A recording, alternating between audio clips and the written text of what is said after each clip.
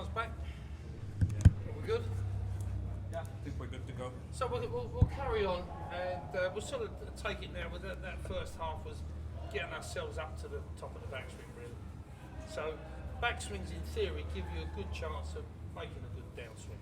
So we're just trying to get great stretches across the system, and if we were trying to create stretches, there's sort of four areas that you really want a really good stretch. You want to stretch across your hip area, you want to stretch across your rib cage area, you want great stretches across your shoulder complex, and you want a nice bit of stretch across your wrists. The muscles in your wrists are huge, so it's difficult to train them, but the forces and torques going through them are massive. So those four stretches: hips, rib cage, shoulders, wrists. So really the backswing was about getting those lovely stretches across the system, and then we're going to sort of see how we can work them on the way down. So this is a very standard, TPI made this graph. It's a kinematic sequence, and we know that the sequence of events on the way down, the second fastest sort of group of players under long drivers are men and lady professionals who have beautiful sequences to their swing. They put everything together, and we can see these graphs. Just to talk you through it, so the avatar at the top is pelvis, thorax, arm, peak.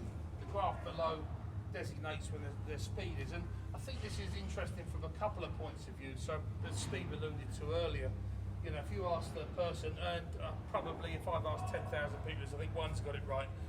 When an amateur doesn't know when do your hands reach peak speed, they always say impact. But obviously that's not true. We can see the pelvis peak speeds here. The red graph here, these double about in speed as they go through. That's done very early. So where people become obsessed again, and a lot of this is just sort of a bit myth busting of what people do. The amount of people who say to me, I really want to get my hips turning fast through the ball. It's like an obsession with pelvic rotation. But they've never measured anyone whose pelvis speed doesn't deteriorate. So this is done pretty early. We know that the erector muscles in your leg and your glutes do pull that round. It's probably going to add a little bit of speed there later on. There's a passive pulling round with your shoulders, but that's really the peak. Thorax, chest reaches its speed here. Then the speed wants to get out to this arm, and this is what the people can't get. They can't get the speed out through the segments. And then what makes perfect sense is all the speed's getting out to the club to impact. That's the one you want to get going bigger. So sequence is vital. It's important. The other thing I don't agree with is this: the original idea that the interaction between the segments passively gives speed to the next segment. So, from my point of view, is that when the pelvis starts to slow down, it doesn't passively give speed to the rib cage. And they've done many studies at this, that the actual from this point here, the rib cage is actively contracting the muscles around your paraspinal muscles here, and your obliques are actually trying to get you to rotate. So I don't believe it's passive. I think you're working it. You know, even if you try it in a minute, we'll try a couple of drills. I can feel that stretch across the system. So sequence is important. The peak parts of the speed. Now, again, this is the commonality. We know some people have different peak speeds. Say, let's take John Rahm. John Rahm's arm speed starts building up before his chest speed. Maybe Carl Balch does the same as well. And maybe that will give you some indication why John Rahm could probably swing it pretty damn quick with such a short swing. Also take into account he's super strong. So we see that that's a standard pelvic. There are many, many different sequences of that. But sequence is important to getting speed. Most people you teach have got no idea of the peak speeds at different parts of the swing. They get it completely the wrong way round. And the last part of that is I don't believe that that's a passive pass on of energy from one segment to the next. I believe that that's actually working hard. Once my pelvis slows down, my rib cage is working hard, then I'm going to use my shoulder girdle muscles to try and get speed out to my arms, and then there's going to be something putting speed out to the club.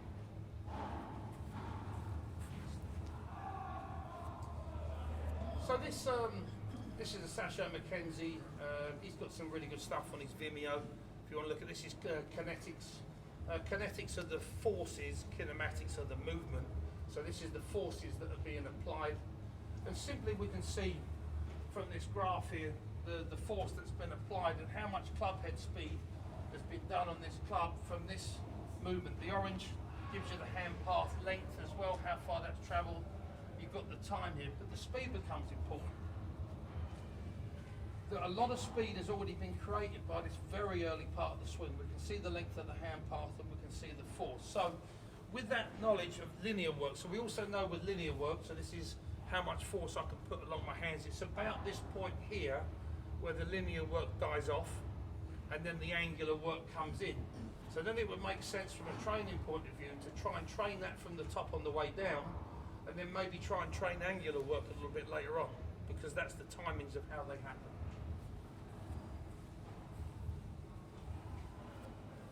Now I believe this is, anyone who's here will have availability to download this. I'm not going to go through every part of this. This is Alex Ehlert, who is also now working for Fenris. He's probably, I believe, the greatest fitness golf person on the planet at the moment. So if you ever want to follow his stuff, anyone, Alex Ehlert. He's American based with a German name, but he's now working with Fenris. Now, he did some work on how his linear work performed. You can take a picture of that. There's some really interesting stuff on that. And hand path length, and then how those other bits interact with that. If you get a copy of that, you might not need to take a photograph, and you can read through all these other little bits. X factor and X factor stretch. If you don't understand the XF and XFF, I think the rest of that is relatively self-explanatory, and it's worth reading through. And therefore, from a fitness perspective, it might give some idea how you can generate linear work.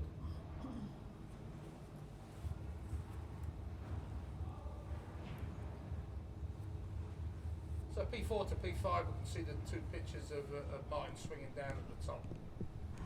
So this is your sort of little window. We put their zone to produce hand speed.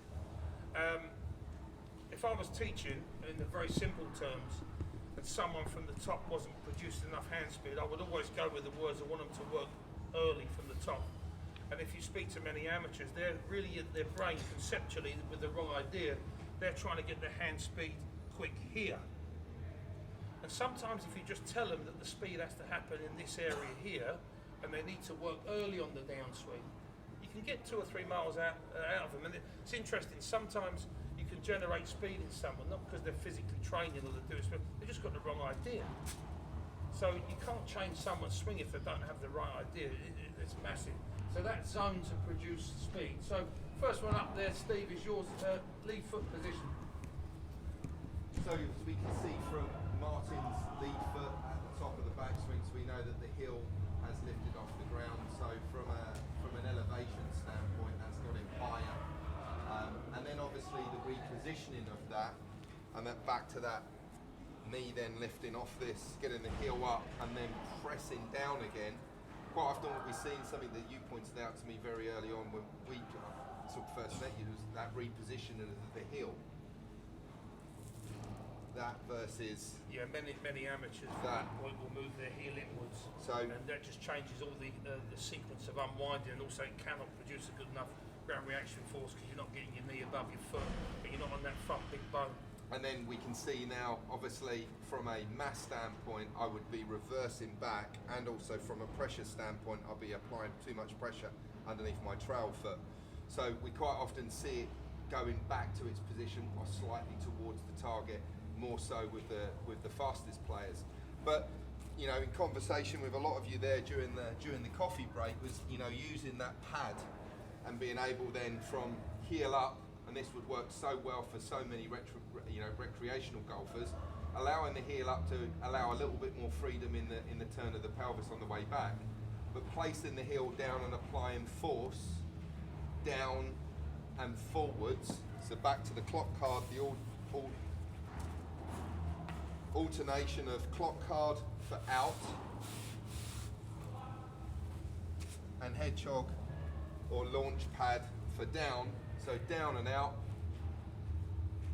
and allow the heel to replant. Now this isn't to put force on the heel, which I get a lot of people do that. Again, that's just a misunderstanding. This is to apply force to the base of the big toe on the lead foot. So the metatarsal head on the forefoot of the big toe, pump force down into that, and we see from later slides from some players that we've got, some players don't even get the heel back on the ground.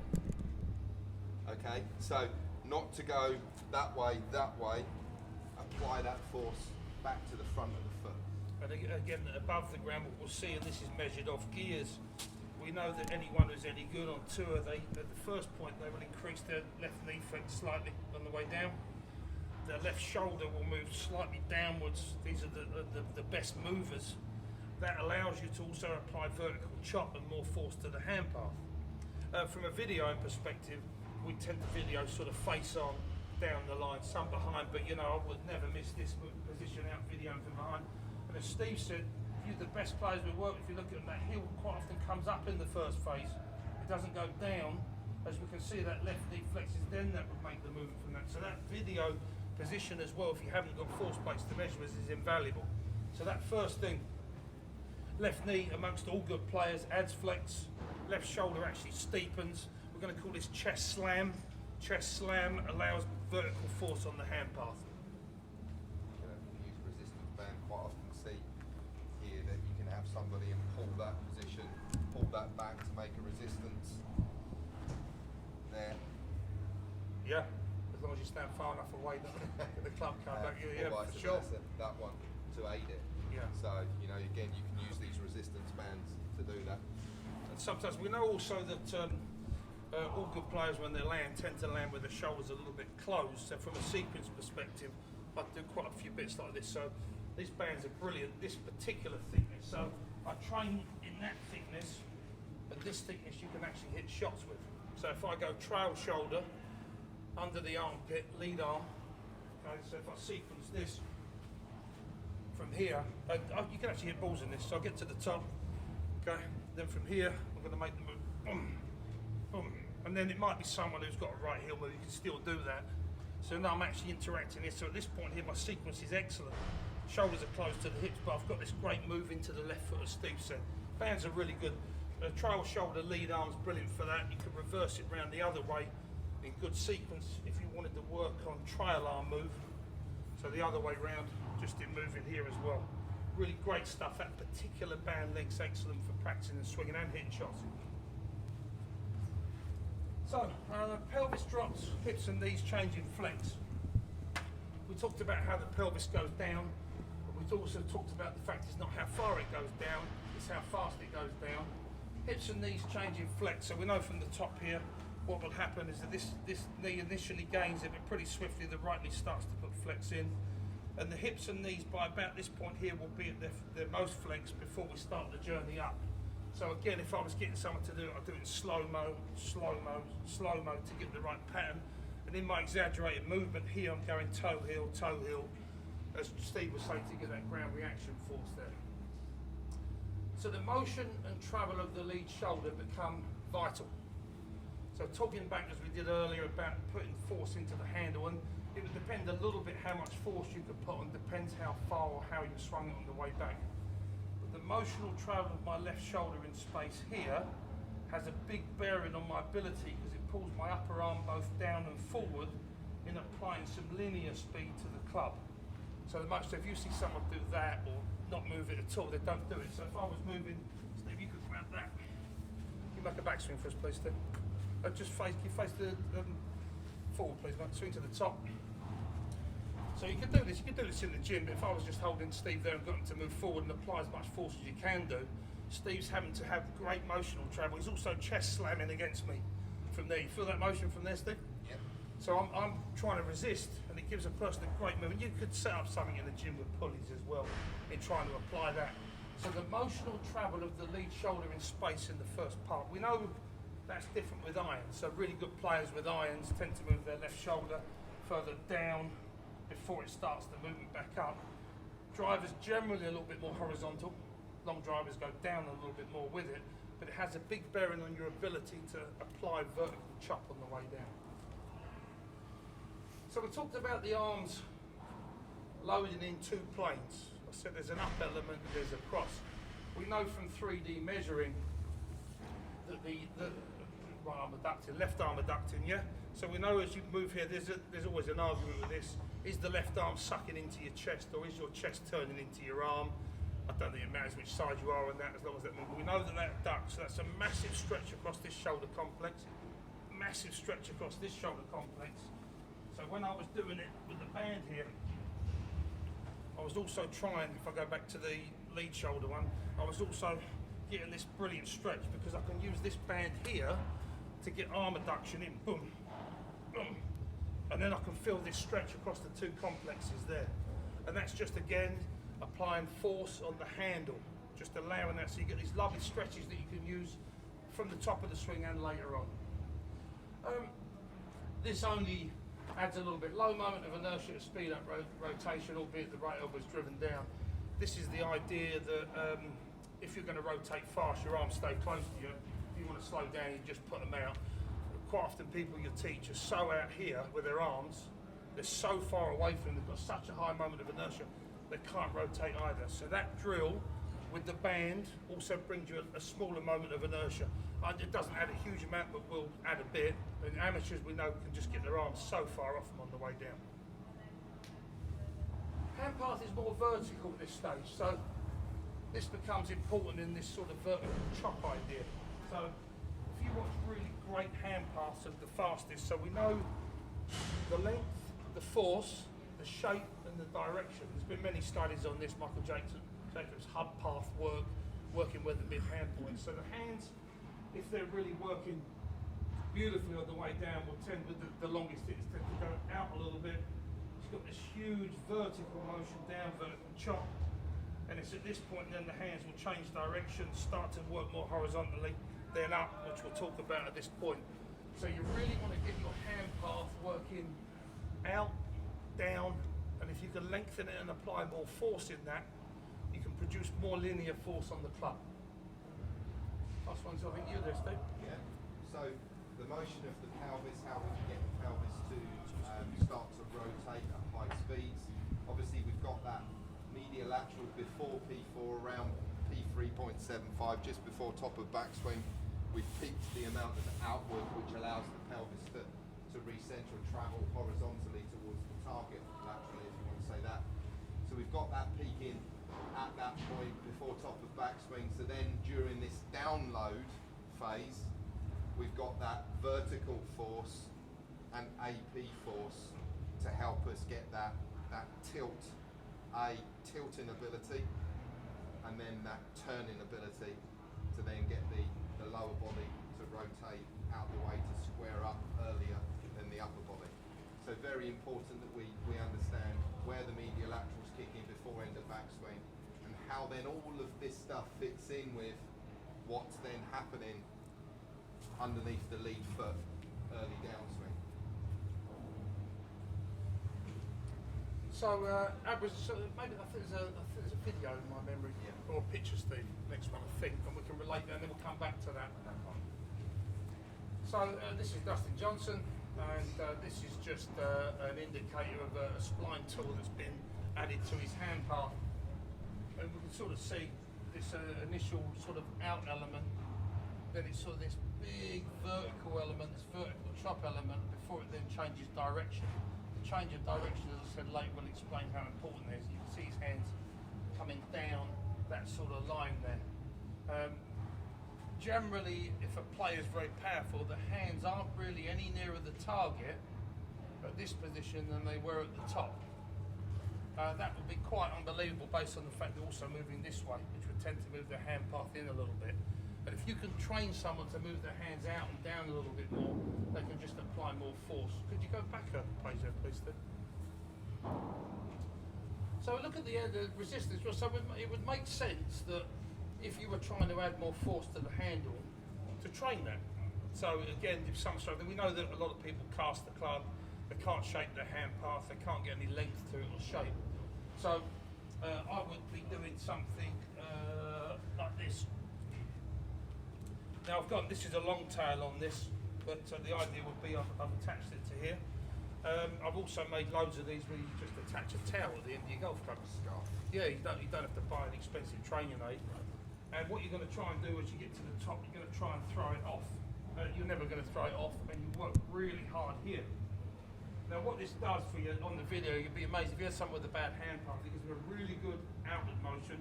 It's uncastable. So what it does is, from a casting perspective, it's the the force that you put along your hands relevant to the club centre of mass gets it rotating. So where poor players do that, they've got the force on the handle in the wrong direction.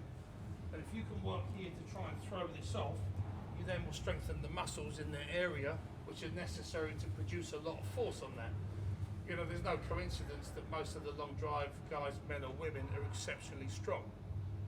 They also would then train certain parts of their swing to make it apply even more force on the system. Frisbee drill, so remember the two planes. So this first exercise is trying to train your hands vertical chop. Also, if you did the throw-off drill, you'll tend to see someone do this. They'll tend to add more hip flexion. They'll get this what I call chest slam or left shoulder going down. So it actually brings out good athletic movement, which they might not have. They might be early extenders or going the other way with this. The Frisbee drill is to train the arm in the other direction. I said you're going to load it in two planes. So Frisbee drill, if you did this and you were throwing that, and quite often I have a bit of fun with kids. I'd have a Frisbee if I was teaching juniors and I'd get them to sort of throw that out there. But that's training the arm in the movement of adduction to abduction. And training both directions, vertical chop, plus that would make sense if you want to get speed out to your arms. Landing drill, Steve? Yeah, landing drill back onto the using sort of fits in well with that launch pad. So, you know, again, if we were up here, down, and we could use different kind of training aids, I could use that speed bomber for that quite a bit. Yeah. And this was something that I did, you know, during some of the work that we did with Alfie, just getting that there. So Alfie, very much, we got the lead heel up, and then we were just sort of bringing it down and doing that kind of landing, pumping motion, and getting him to work this more downwards to get that kind of that work on the handle, but more importantly to increase the vertical force and to time it to get that all important peak by the time we get to sharp vertical on the way down. And I would do another version of the landing drill. If I put this with this, I'll get this to the top, I'd land it, boom.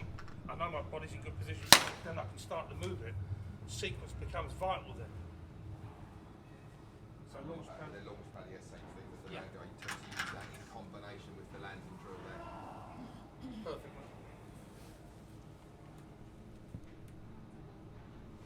So this is Joe Miller, and he is one strong man. Now, however strong he is, you can see how hard he's having to work here to try and move that gadget on the way down. Now, Joe manifests a slight bit of arm bend at the top. He's very big, but he's not the most flexible. You'll see anyone with arm bends, by P5, they dump the arm bend back out. So this was also, we trained him to do this because sometimes he used to do the opposite a bit. He'd stay a little bit bent and chuck the club out. So it's a brilliant way to do that.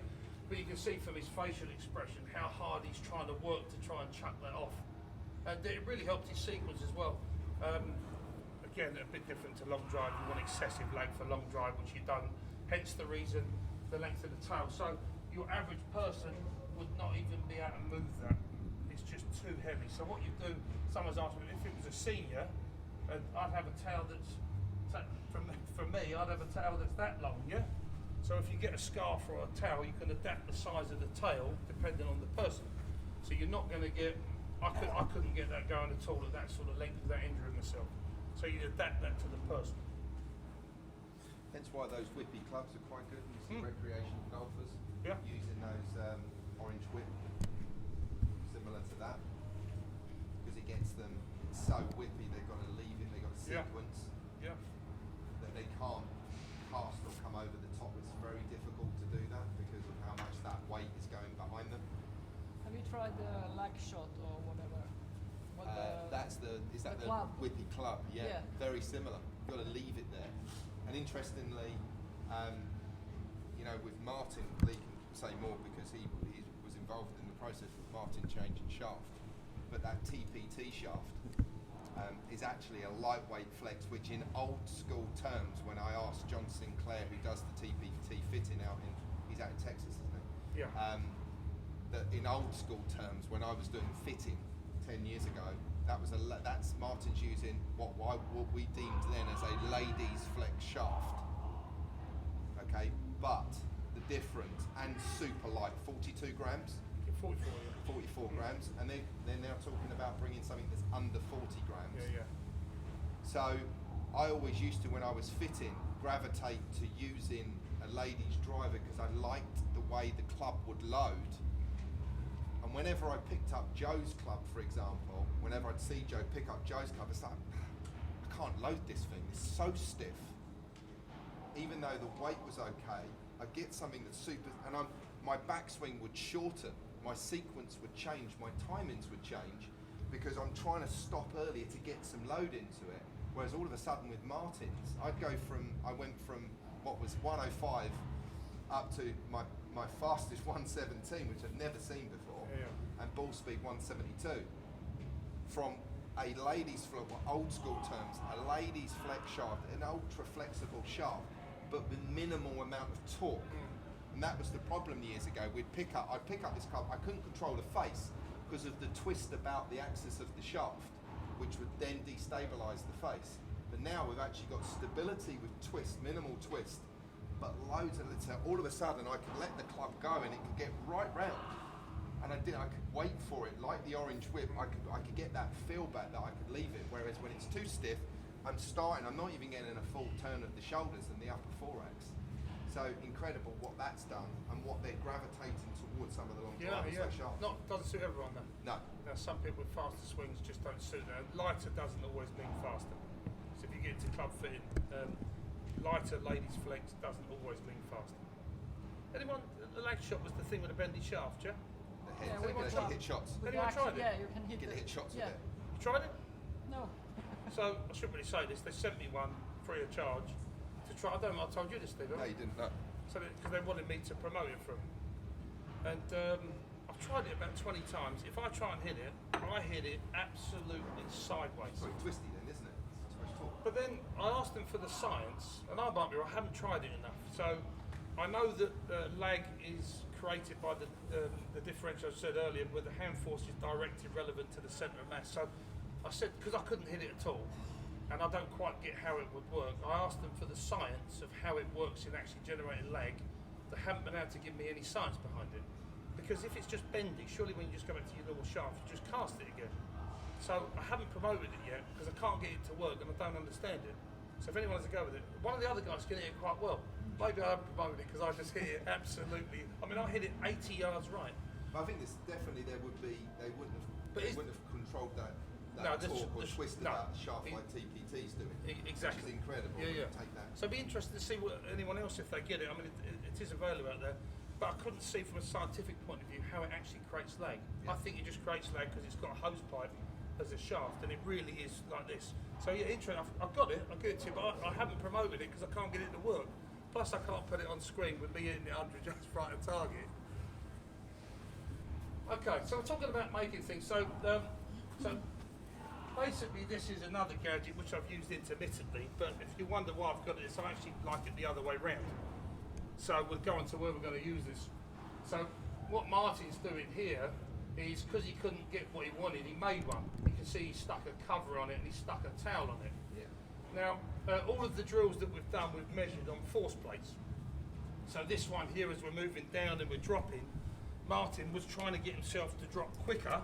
He can do it much quicker than me, and unweight himself. We've tried this on Steve's plates very often, just to verify that it works, and it really is excellent at getting someone to unweight and drop and put great lead force. That's worked very well on your plates. Yeah? Yeah, but don't do this with your clients' clubs. I've broken 3 of them this year. What, bendy? Or when they hit the ground, you mean? Yeah.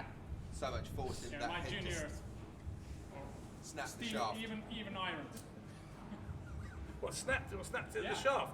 Yeah, I snapped his driver first, and then next time I showed the guys how I did it with his 8-iron. Just slow like this, snap. Well, it hit the ground or didn't hit the No, ground? no. Really? When I stopped. I must be getting old. I've never done that yet. I must be. That's how Stenson likes to break his clubs these days. Yeah, you're one of them. This is where that It's orange interesting. whip club is very good Yeah. because it's bendy enough to do it. And they just put it's very cool. Look, as I said, that gadget, a lot of people have asked me what that gadget is. It's actually that gadget. Most people have seen those, yeah? And turned it round. I tend to not use it the right way round. And then, yeah, obviously it's difficult to break that. So I tend to do it more with that. I probably haven't done it enough with a golf club. So variation. So I'd start with, obviously we know that we don't want the the centre of mass to be going back up, or peak vertical forces to be here, because that would be too late. So I might start with that just to get the idea of centre of mass accelerating down so they unweight, or unweight a larger amount. But I would then ultimately finish it by making sure that they do it by the time this is vertical. So we don't go to, because it's back to that, it's not how much, it's how fast you can get to go down. So we really want P4 to P5 stroke shaft vertical, that we are going no more down after that point, because we're at peak vertical force and we're then be accelerating back up again. From getting speed out to the club, the other way it works generally is you can see Martin as he moves down, he's got a lot of left shoulder chest slam. It's done with a split hand grip, so the hands aren't together. Tends to help with vertical chop. It also allows the right arm to move down, and at this position here just straighten a little bit. So this is all about getting speed out from the ground, up through your body, down into the arms of the club.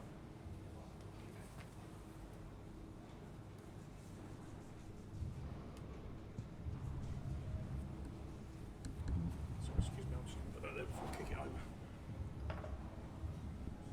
So at this point here is when the hands start to move from downwards to more forward. So the hands have taken this vertical chop, they're starting to move down, they're starting to move more in the target direction.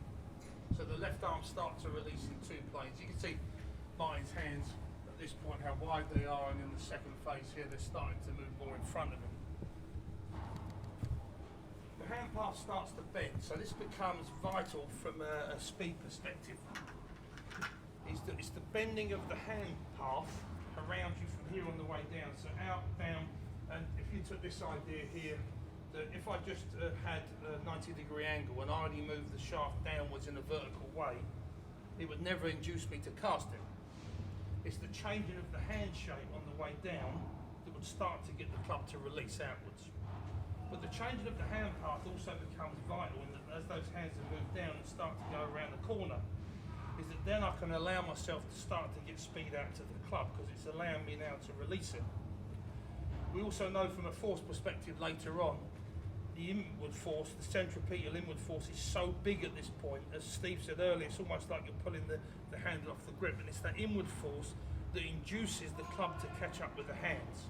So this is a magic window as the hands start to bend and change their shape. From about this point here, as the hands work down, going back to the kinematic sequence I said earlier, that one thing follows the next, follows the next, follows the next, is that as the torso is rotating hard and now the speed gets out to the other, any real movement of my arms forward from here is coming out of these shoulder girdle muscles. But you can see really fast players, their right arm sort of comes from behind them and gets past their body. So these muscles in the shoulder girdles are working that. So then it becomes interesting, can we train those?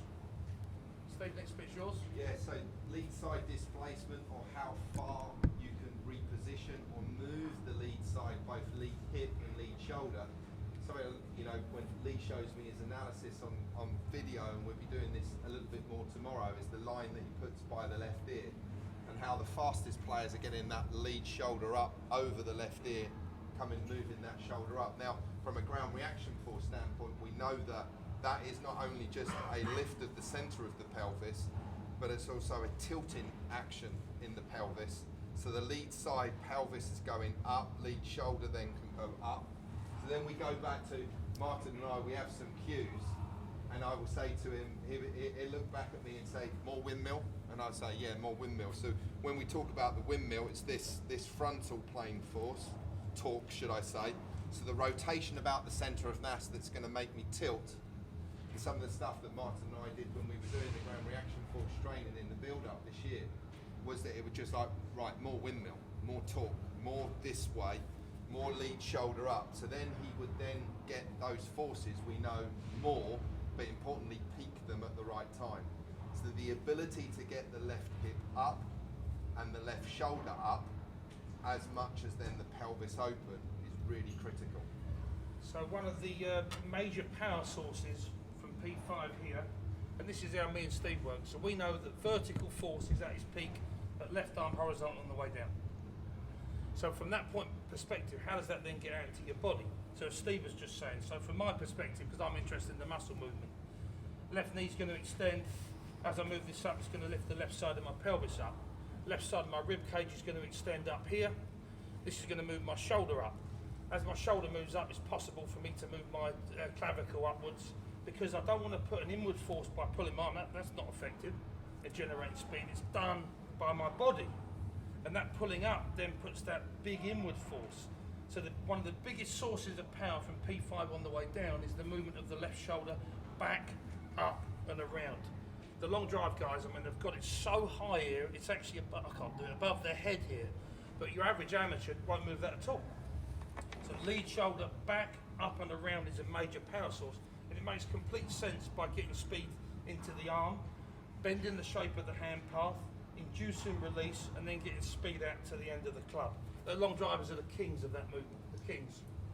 And you know, I quote, force precedes motion, and that is what we're talking about here. So there's nobody on the planet that can apply a force beyond, through the ground. And even then at that point, what they're doing, the club is then going to be freewheeling or riding off the forces. There's nobody after shaft vertical stroke P5-ish that's going to be able to get forces to affect impact. So it's back to that time window, the download from 4 to 5, 5.5. We know the accelerations are critical. We know the force production here. We know the work on the handle. At that point, it's pretty much the club is responding to what you've done to it. So whenever we start to see these sorts of actions, they're late forces, they're late torques. The motions that we're seeing as a consequence of that, because they haven't timed them at the critical point, which is that all-important round P5. I think that's interesting as a coach as well. That I've been around a long time, some coaches have got really big egos and they don't want to share their players with other coaches. So, for instance, I like being a long drive coach. I couldn't be a putting coach ever, yeah? I can't get into it. But lots of people love being putting coaches, yeah? And on that basis, I'm very happy for my player to go and see a putting coach. I'm quite good at short game, but if they're tour level, I'm not that good.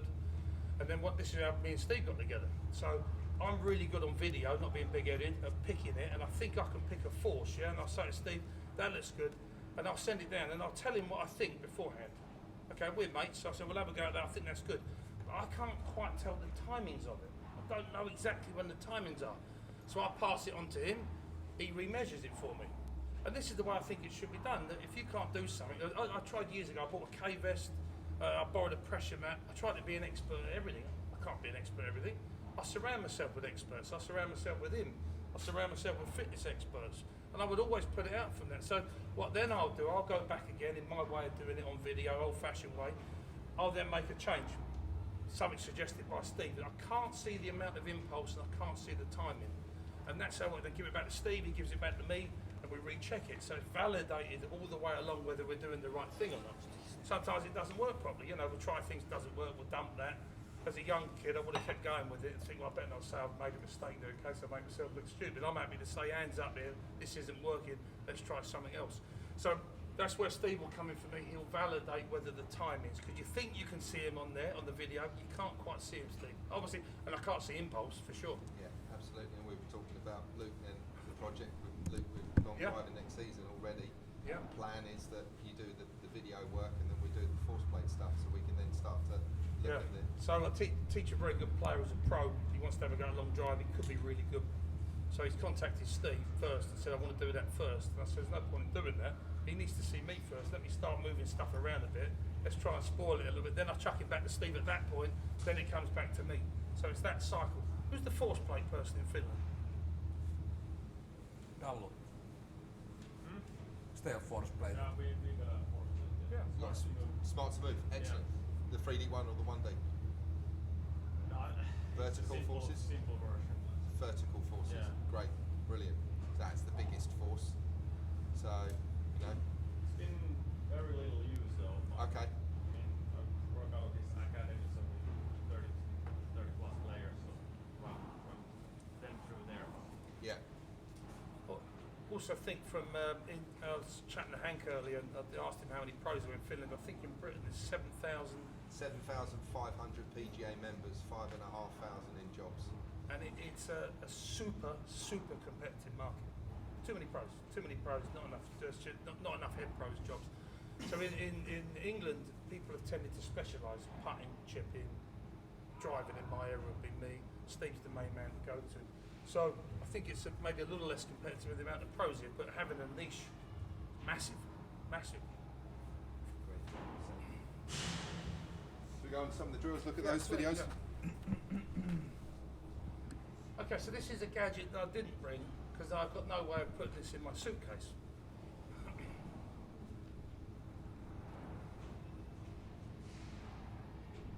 Not playing. Okay, so the fan picture came up first. Oh, fan. Was the fan there or not? No, it was this one first. Lead Okay. shoulder first, then fan second. So this is how I've trained this, so we can have a go with this later.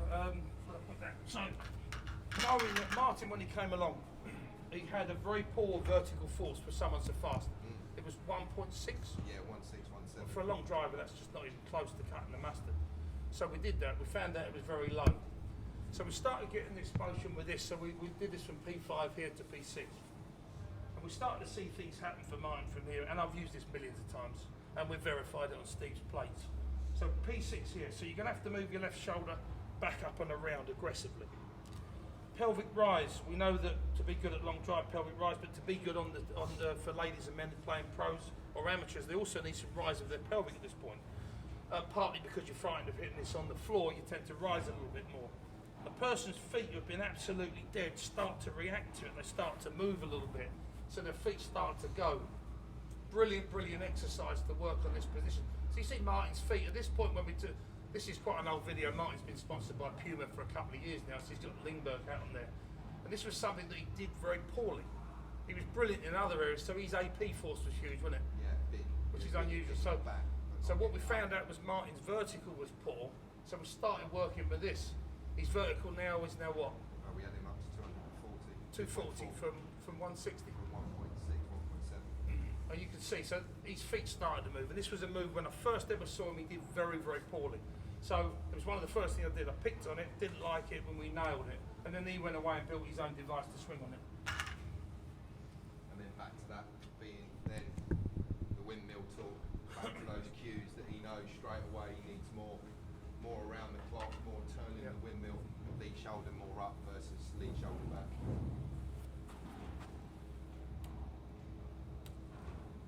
So I couldn't bring this in the suitcase, yeah? Now, there's loads of different fan ones. Some look like giant darts, if you've seen those ones. Some you can attach them like parachutes to the club.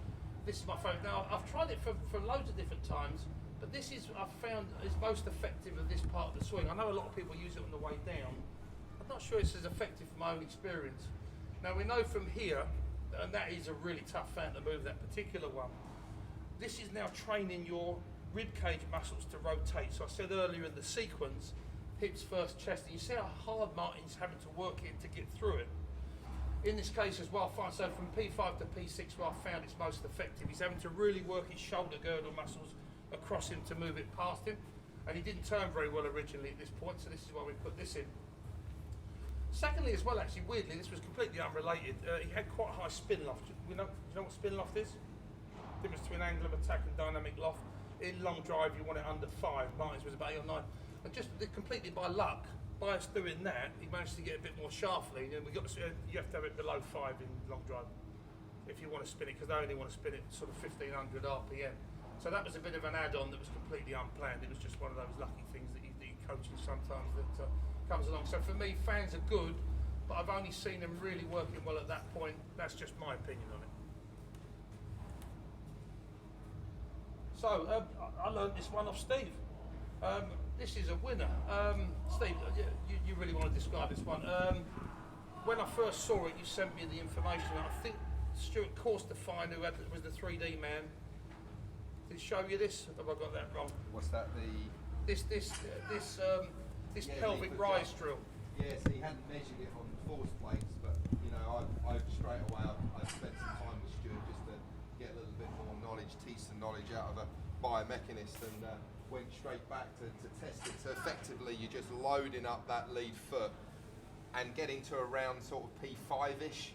Trail foot backs, you've got this closed stance, and just load up the knee, cut the knee and the shin over the lead shoelaces there, and literally from there, hit the golf ball and try and get the lead foot off the ground. We can hear, obviously, you can hear on the laptop how much effort is going into it with Martin.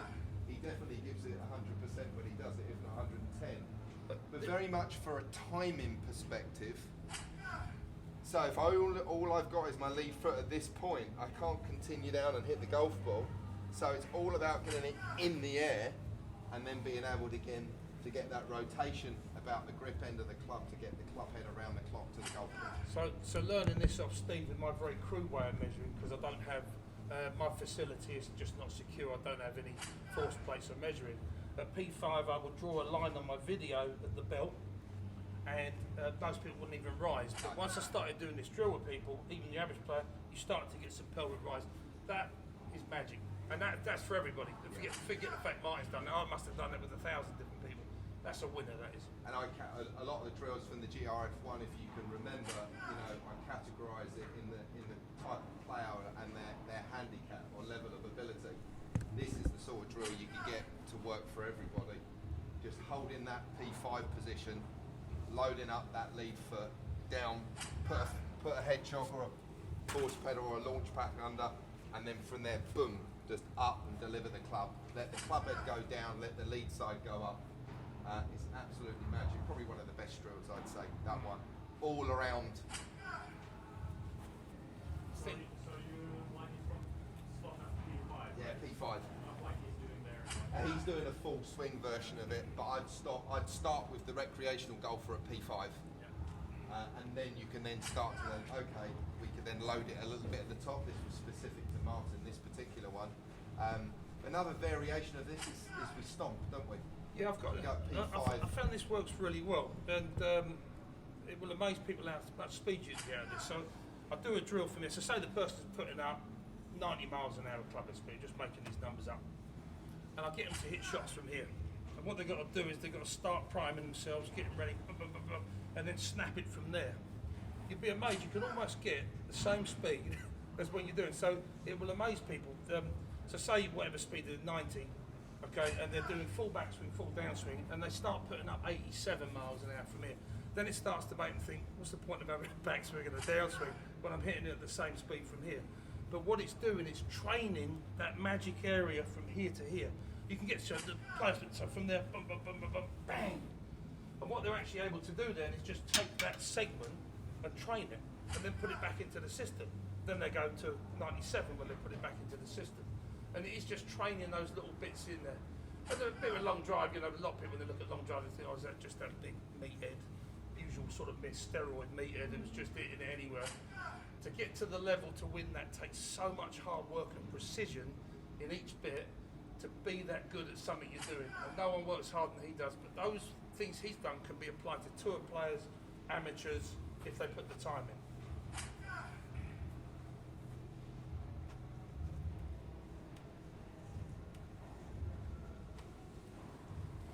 So P6, which we know is delivery, you could do a whole seminar on wrist conditions. There's many out there. Scott Cox has done someone. John Sinclair's done wrist stuff. There's loads of wrist stuff. So if you want the best I've seen, John Sinclair and Scott Cox have done loads of seminars on wrist conditions. If you want to read up about that, hack motion and other bits from that. We know that wrists in the motion of extension to flexion will produce some wrist cock, and there is some speed to be had from the shaft going this way and that way, which is why all long drives look like that.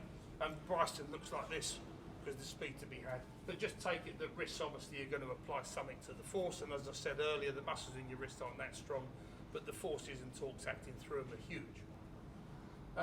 Right pec muscle helps drive the right arm forward. So if you had someone here who just left their right arm dying of death, what I would do with them, Steve, if you could hold that. Stand there, man. So, sorry, could you hold that, please? Sorry, Steve. Just turn around. So if someone was struggling with that, what I would get them to do there is I would get them to feel here, and if you try this, you can feel your pec contracting to try and move your arms past us. We know that the pec comes alive at that point in the swing to drive the arms past us. If you don't do it, train it. Put it on the club, get it to go there, and a little bit here. I'm doing this the opposite way round to the one I was doing earlier. So if I had that here, I'd be getting here and then thinking, boom, bang, and I would be trying to train it that way. Arms move quicker than the rotating body. This becomes important. So if you're hitting wedges, you know, you sort of want your arms to go at the same speed as your ribcage rotation to control it. But with driving, you definitely want your arms going quicker than the rotating body. At this point, the downward component of the hands is ending. It's more abduction at this stage, so the hands now are going forward, so it makes sense to train it. They're also now starting to go upwards, which then makes sense from getting speed out to the end of the club. Right lateral bend can help, so there's much science to say that, you know, right lateral bend, if you were throwing something this way through, it can potentially add speed to your ability to sort of get the arms going. There are many super fast players that don't have much right lateral bend. I'd go back into that windmill torque then being the component of that tilt or right lateral bend. And that last point is just really one of those myths again that you know, students you teach are so obsessed by the speed of their hips. Are my hips going fast enough? Fast hips are only any good if you back it up with fast shoulders. So we saw that graph earlier on kinematic sequence. So I would train those shoulders to catch up. So very fast hips are good, but we know the speed-wise, the hip speed's done early, followed up by chest speed, then arm speed, then club speed. So they're only any good if you back them up with fast shoulders.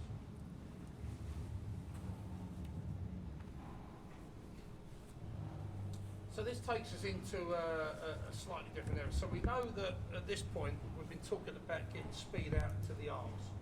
So we've got the arms moving down. We know that's a correlation between arm speed and club head speed. And these two graphs here are measuring McElroy against JB Holmes. So the interesting thing, if we look at this 3D data, so we know from there pelvis, thorax, lead arm, club speed. And what we see from here is the same thing. But the interesting thing with this is that they both have the same club head speed. So JB Holmes swings it about the same speed as McElroy does. But somehow you can see from the club head speed at the top, somehow here, JB Holmes is able to get more speed out to the shaft. At the moment, it's a little bit of a guess how he's able to do that because there's no stress studies been done exactly what's happened to the hand. We can have a guess from inverse dynamics, and that's feminists are measuring that. Yeah, we're looking at that. Yeah.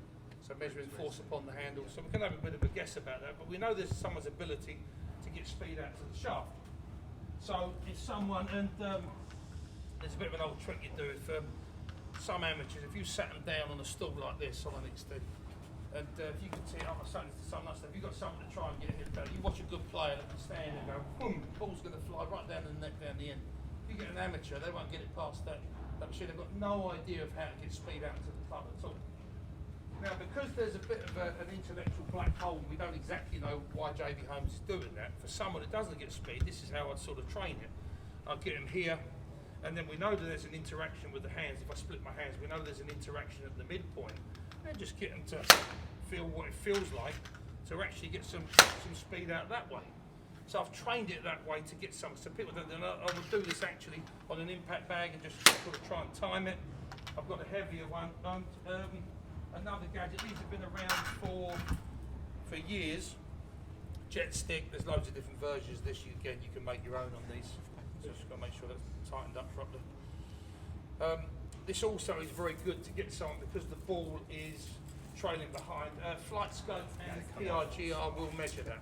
Flight scope and PRGR will measure that ball. It comes out crazy fast, but I would actually train someone from here to learn how to get the club out and speed out to the end. So there can be a lot of work you can do in actually training someone when you're running out of the way. I heard you just saying there's a story that you had that training aid and the Yeah, and it actually vibrates. It vibrates. So, I mean, but it works or it doesn't. No. But yeah, you got to be careful. These things can fly off. Yeah. oh yeah, they do. Yeah. You That's don't why. tighten that. That's why I was just tightening up a little bit. I moved the other way. So what those two things are training are angular work. So we know that the speed of up to this point has been mainly linear. Linear dies off; it's replaced by angular. But you'll find most amateurs have got no idea how to get speed out to the club at all. They can have very good ground force. Yep. They can move their body all right, but they've just got no idea how to get speed out to the club. And you'd said something here that you did this with one of the county boys was you'd have that calculation with iron drivers. They're hitting Yeah. iron a certain speed. I don't know if you see this, you probably do, that they're pretty fast with iron, but all of a sudden they don't quite carry that over to get speed with a driver. And this was a question that you was asking, and you asked Mike Duffy this years ago, didn't you? Why is that not coming across? And you know a lot more from some of the stuff from Sasho, etc. now. So you quite often get this with you get young good players, and they're putting above tour speed in their irons, and they can't get their driver anywhere near tour speed. And a lot of it's down to they can't handle the length of the shaft. And there's an interesting thing with long drive. Actually, you go from 45 to 48. All the drivers are legal. They'll give you normally 2 to 4 miles an hour extra speed. So you get the long drive guy or girl come in. Here we go. Looking forward to getting about 6 or 7 miles an hour extra speed. And the first 6 swings with the long drive, they're about 6 miles an hour slower. So this whole build-up that it's going to go much faster, they cannot handle the properties of the club. So the reason, but there's a sum actually if you want to do this. So if you remember this, if you take a 7-iron speed, times it by 1.18, it should give you the potential speed of the driver, 1.18. And that's a scientific experiment they did. So basically if I was measuring someone, I'd measure their 7-iron speed, I'd times it by 1.18. So the other reasons it could be is they don't, their kinetics, the way they move is more suitable to a 7-iron than the driver. It might be they don't go the extra mile with a driver. So we know on tour that generally players, men and ladies, will work harder and make longer swings, longer hand paths, get their feet working differently. Some people don't step up like that. And the other part might be for a simple idea that some really good players, pros, would hit their 7-iron full out in 10, where the other guy, see a lot of pros like just chip their irons, but then they kill their wood, so they might get a bigger number. But it's a really interesting start. If I had someone who was quite a good player and they're slow with the driver, I would jump on their 7-iron, measure it, times 1.18, then I would work out with the driver. And if it's way below that, I would then go in working onto the properties of why they can't handle the driver. And what we'll do is some exercises like I just did now, just trying to do it. The other thing, if you look at hub path, we looked at hub paths or hand paths earlier, with an iron, it's nowhere near as much out and down as it is with the driver. It tends to come forward. By bending someone's hand path differently with the driver, by changing the shape of the way they move it, and this big sort of circular action that you get with the driver at the bottom of their arc, that will give them more time and an ability to let the angular work get out to the club head.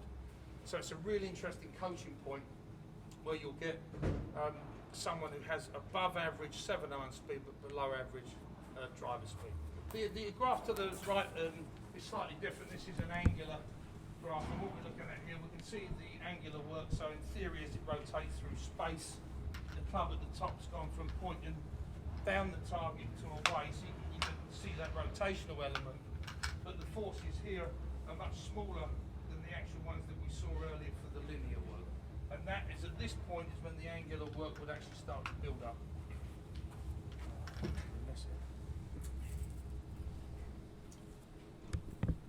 So this is Cam Champ, just as sort of an example. You can see as he swings it down here, his right elbow comes from behind his body, behind his hip, but then works past it. If you look at slower hitters, their right elbow tends to sort of stay on the hip and sort of go at the same speed. So you can really see him moving that past him and across him. And obviously he's super efficient in his unwinding sequence as well. What interests me about this is just the left foot. When you first showed this one, Lee, was heels off the ground, slide picture 1, left heel still off the ground, P5, picture 2, left heel's even more off the ground, P3, and then the foot's obviously completely off the ground, P4. So he never puts his left heel back on the ground again. It just goes to show where he's applying force through the foot. I'm not saying that this is, again, none of this is absolutely, this is the way and the only way, but just one example, he's loading his forces through the forefoot of his foot, more importantly through the base of the toes, the metatarsal heads, those pads that can absorb energy and push from, we jump from it. The heels is the strike point, is where we balance our landing, but ultimately he's pushing from the forefoot, the front region of the foot there, and creating a ton of force to enable that tilting to get the lead side up and the lead side around. We can see obviously the travel of the lead shoulder there, the shoulder angles versus the pelvis angles, and how much he's got open at impact with the lower body.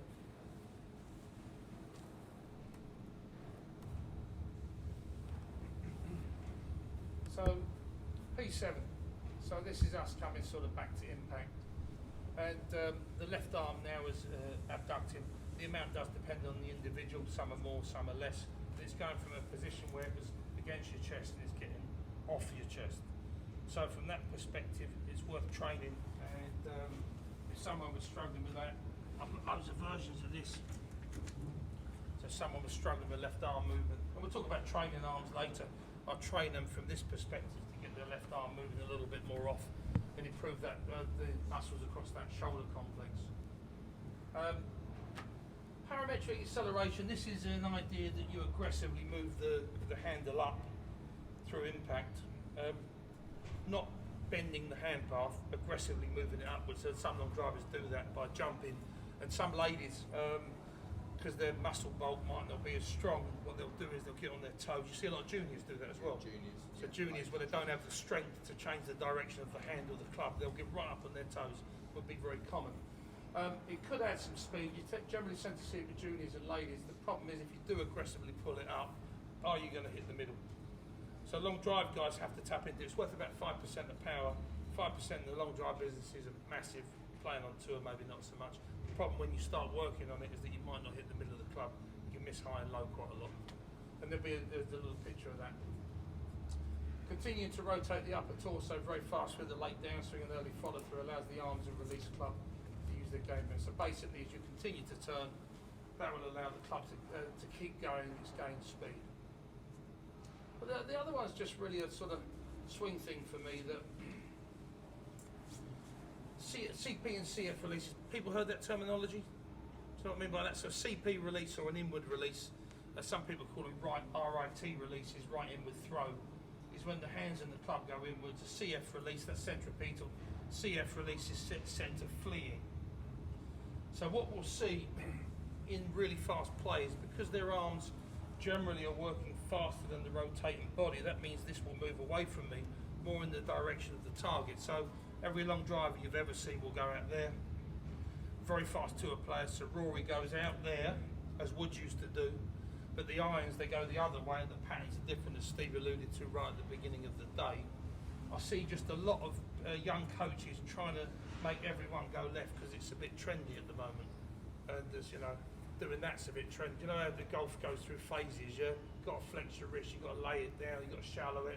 We know from kinetics that most players don't shallow it anyway. They lower it, they don't shallow it particularly. And there's trends. I've been around a long time, so there's all sorts of trends. So you don't have to be a great driver. You don't have to go left. It's just one of those patterns. So you'll see a lot of very fast players. I say Rory's awesome at doing that. I know he's hitting draw as well, but his irons do the opposite. And then Stevie, last one is you.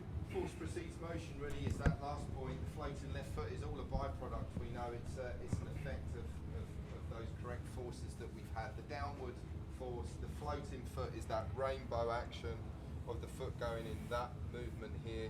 So it's not up, it's not away from the target. It's a combination of all three here and away from the golf ball at the same time. But that is all a result of getting those right forces around that sort of sharp vertical, and then 7, the foot action will happen. I think we can see relevant to that picture, and obviously again, we've got a lot of jump, but this is just relevant to us, but you can see the real fast inner ankle high as well. So the inner ankle comes up as it slides away. But you can see how high they get their left shoulder. Yeah.